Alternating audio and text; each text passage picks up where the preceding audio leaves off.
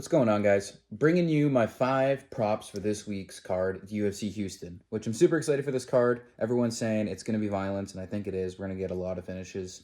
But it's about picking the spots, picking the right fights, and picking the right props. There's a lot of juice on a lot of fighters, and we're not going to touch that chalk this week.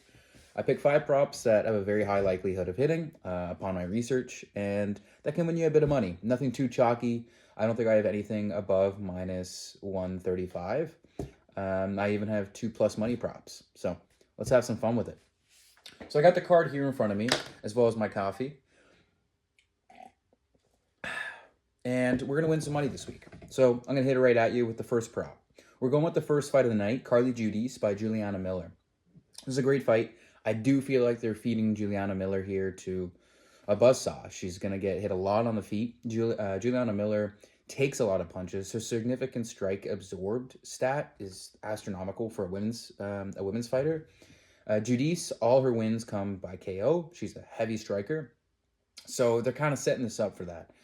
Although we're going to be careful for the upset. I got the under 2.5 here at minus 135, which is amazing odds for what this fight is. This covers you just in case Miller finds a way to get her back and pulls the upset. But more than likely, Judice is going to get her out of there by midway through the second round. But you have that extra time if you need to. You have halfway into that third round. So this one's at minus 135. I think it's easy money, and I think it's free money. Take it up. So on for your second one here. Edwards and Cornell, another women's fight. This one's a fun one because we all know that Cornell won the immediate fight between these two. It's a rematch. That was in France, and everyone calls it a robbery. I watched a little bit of it back. I haven't watched the full fight because it's been so long, about 3-4 years now. And Jocelyn Edwards did win that fight. I think Jocelyn Edwards is getting a rematch here on purpose. Jocelyn Edwards is on a 3-fight finish streak for a women's fighter. That's incredible. You don't see that very often, even from the women champions. Am I going to go here with Edwards by the finish? I could have, and you can go for it because I think Edwards is winning this match. I in fact quite know. But I have the under 2.5 set at plus 200. Amazing odds. Another under 2.5 on a women's fight. I think a lot of these fights this week are going under. And you're getting this at plus 200. That's a great money. Just in case Nora Canal also pulls something out. But you can also get a little greedy and go for the Edwards by KO or submission. This one's not going the distance. This one's a lot of fun. I'm excited to watch this fight. She's going to prove a point, and she's going to put a stamp on this one. Now for the next fight, we got Jacoby Smith and Josiah Harrell. This one's a fun one. Josiah Harrell also taking this on short notice.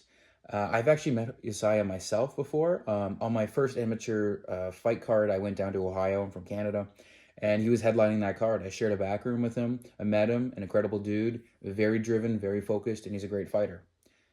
Although I'm picking against him here. And that should show you that I'm unbiased in these picks because I am cheering for Harrell. He's a dog. But that's another reason why I got this prop. Harrell is a dog. Jacoby Smith has fought a little bit of padded competition on the way up, but he knows what to do. He's a great wrestler. He'll control. So I have this one as Jacoby Smith money line, and you add the over 1.5 on that, you're getting plus 105. This is probably my favorite prop on the entire card. It's plus money. All you're hitting is a money line and over 1.5. Josiah Harrell is going to hold in there for that over 1.5. If a finish comes here, it's going to be late into the fight. And even if it does finish, he's a dog. He's not going to get finished very easily. This is a fun fight. I think we're going to see a lot of wrestling. Both these guys enjoy their wrestling. And we might see them strike a little bit. They're not like the most flashy strikers. A lot slower, a little bit of overhands. More generic style strikings, but it's fun to watch. So I think this is going to be a good one. Again, Jacoby Smith and over 1.5. You got plus 105 on that. That's a good line. All right, for this next one, we got Dan Ige versus Costa, and I got Costa by decision. The reason I got this is, one, I got it at minus 115, which is great odds. Secondly, Dan Ige has never been finished in his 10 losses. He's a dog as well. He will fight for your money. He will, but I don't think he's going to win this one. I think it's Costa's time. I think we're starting to see the new age take over. I've been saying in these last few weeks, it's time for the new age to slowly start taking over. Doesn't mean that Dan Ige gets sparked. Dan Ige's got great grappling defense. I'm actually quite confident even if Costa were to get his back, Dan Ige is going to hold in there, especially at the end of a round, and he's going to hold off and survive. He's very technical, Dan Ige, and he's a good fighter. Although I think Costa's volume is going to be too much. I think the grappling pressure is going to be too much, and I think Costa's going to have the better game plan. Also, the experience is crazy because Costa seems so much younger, right? But he's got 25 wins when Dan Ige is 19 wins. That should show you right there how much experience this kid's got. I think it's cost us time, and I got him at minus 115 for decision. It's a great prop, and that's my second last. On to the final one. I didn't touch the main event. This main event, first of all, is amazing. The UFC knows what they're doing with this matchmaking. The main event is a lot of fun. Didn't touch it. Because I'm not going to disrespect Sean Strickland here and go against him. My inclination says that it's probably Fluffy Hernandez getting this finish in round 4 or 5 by sub.